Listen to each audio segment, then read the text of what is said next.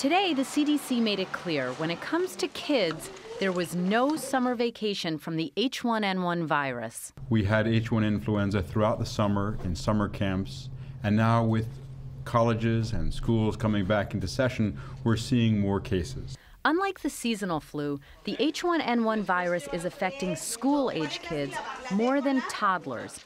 More than 80% of the kids who died were between 5 and 17 years old. Of the 36 children who have died, 2/3 of them had high-risk medical conditions, including cerebral palsy, epilepsy, and seizure disorders.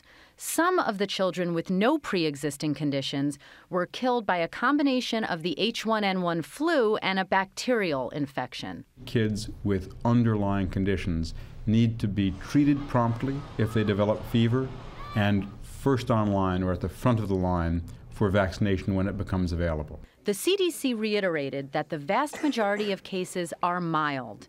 That was reflected in the first weekly report of flu-like activity on college campuses.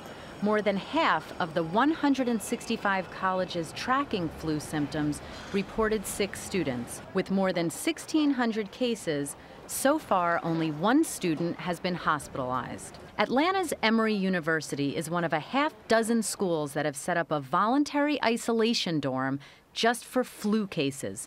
3 students inside spoke to the CBS Early Show via webcam. People are scared that they don't want to get it. They think it's worse than it is. It's a strong flu.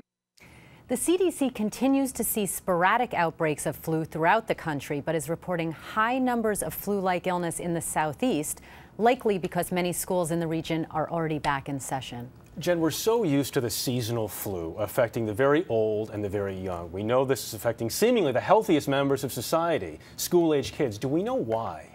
We don't, Jeff. The thinking is that older people may have some built-in immunity against this particular flu that children and teens do not. But it's important to remember that amongst the deaths reported today by the CDC in children, the majority of them were in children with pre-existing medical conditions. Meanwhile, I know that vaccinations have been a hotly debated topic. And I know now we're hearing that some medical centers are mandating vaccinations or employees get fired.